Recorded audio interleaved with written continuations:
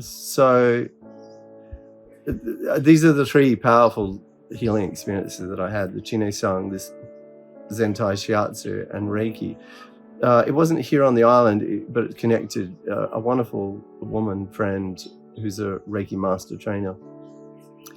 And she'd set up a massage table in her apartment in Bangkok, quite a standard kind of apartment.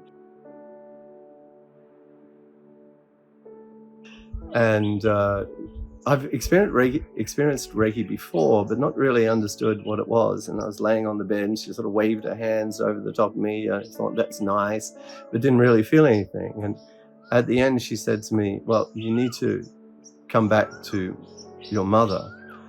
And what a coincidence. She just died 4 days before. So that's not possible that I can connect to my mother. She said, no, this is the best time. And I said, well, what do I do? Well, okay, just lay there and begin to feel into your heart and bring up representations, images, memories of your mother. And coincidentally, she had to leave the room.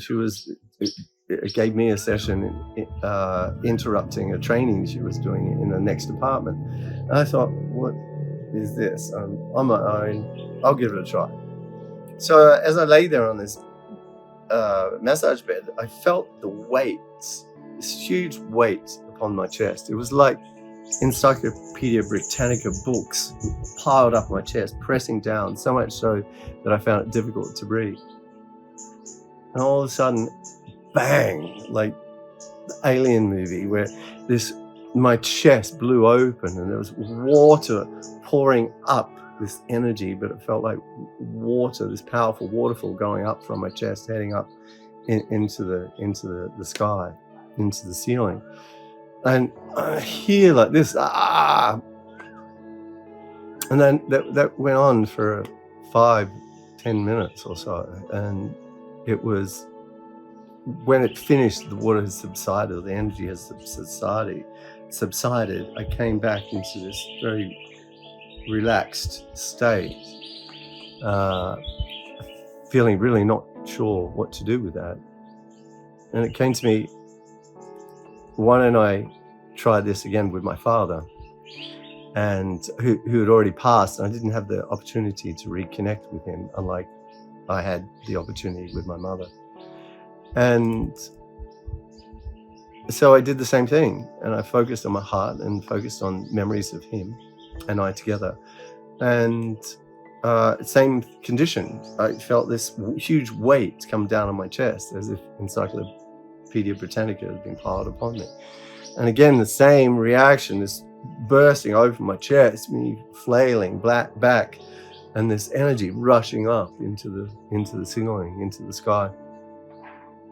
And that went on for a number of minutes again. And I just fell down in this heap on this massage table. And I thought, okay, should I try this again with my former wife? And I said, no, I don't have the energy for that. I fell asleep, curled up in a bundle and fell asleep. I was asked to leave home when I was 16.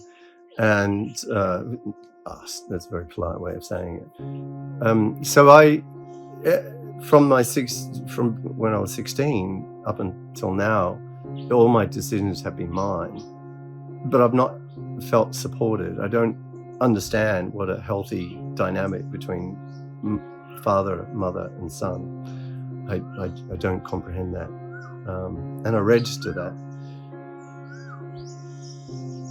The reconnect, me establishing a reconnection, was vital in me understanding really the pain that I was holding. I remember the first call, so I was there in front of a big Ganesha, removing of the obstacles, and the Skype call, and I asked a lot of questions that I'd been carrying since I was 16. Like, was I so bad? What did I really do? What was my responsibility in this separation of mother and father and son?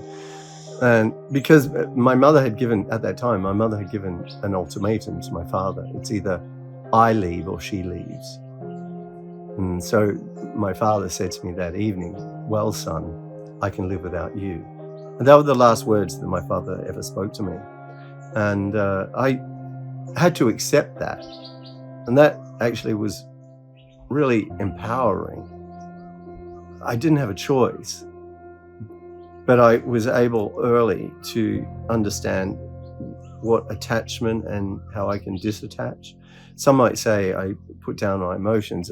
I don't know that if that's completely true. Certainly it must have been in some respect. And that popped up again when I was a 16-year-old kid asking my mother, how bad could I be? Why would you reject me, your only son? An interesting dynamic, because that put her on a defensive. She was literally physically still struggling with an injury which took place at that time, which is partly my fault because we got physical. I had turned my back on her as a 16-year-old, literally, when she was yelling at me, and she pushed me in my back, and I turned around. Don't. It was just about the same time. It just got a bit bigger than her. Don't. And she fell. And that's when my father came in, and that was the first time he was truly violent towards me, kicked me around the room. I actually had a wooden dowling rod and held it up to protect me from him. Couldn't use it, but he grabbed the dowling rod and smacked me across the face. At the same time, my mother was calling the police. And when the police came, my face was blue. My eye was closed. And the police came and said, "What's happening here?" I said, "I don't need to talk to you anymore. You can see who's injured. You can see who's the victim here. I'm not going to press any charges, and I don't want to speak to you. And I don't want to speak to them. I'm really happy to accept their ultimatum. I'll leave." So I had to deal very early that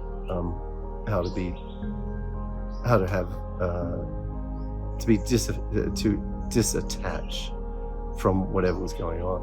And that was very helpful to me throughout my life, because doing humanitarian work,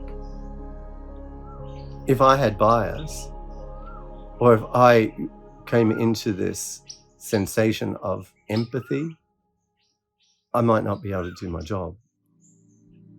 Even though people would tell me their stories and I could feel compassion for that, I don't have so much empathy. I can't feel that. I can't feel what they're experiencing. And for me, that is, I have later learned the difference between empathy and compassion.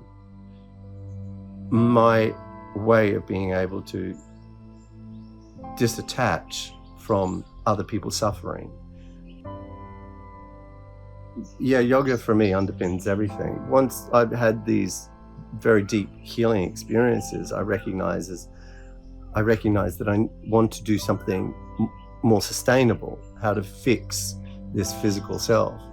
So I went to I went to Nepal and found my teacher, and I was lucky enough to be able to commit myself to my practice and my learning with him.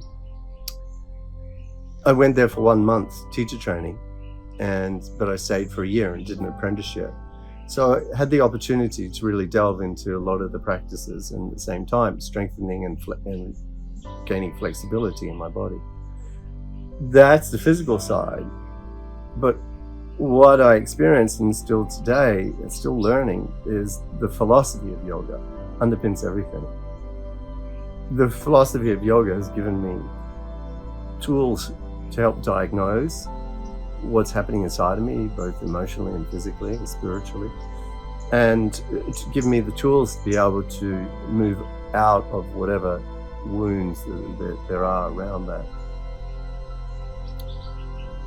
So it's given me very practical as well as philosophical foundations and structure. From that, I've traveled around the world and teaching yoga in the Republic of Georgia and teaching yoga in Bangladesh and teaching yoga in other places that I worked in my life, trying to extricate me from my humanitarian career. I am truly a product of yoga, and this stronger, more flexible, more empathetic individual it comes from yoga. So from that, I've been working with other people, training people. More than 8 years I've been training people how to be yoga teachers. But working for my teacher or with my teacher, working for other organizations. And it got to a point where a dear friend and sister who I'd been teaching with for a couple of years, we really understand each other, said, well, why don't we create something, but something a little bit different, something with a little greater depth that we've been experiencing ourselves with other schools. And so we created a project, Moksha. Moksha is liberation, and it's about being really passionate about the philosophy and practice of yoga as a tool of transformation, not necessarily train people to be yoga teachers, though that is there if that's what people's intention is, but to give them a foundation of yoga, to understand themselves better, as it helped both of us. Yoga for me underpins everything in my life, the way I approach life. It gives me incredible tools that I like to share.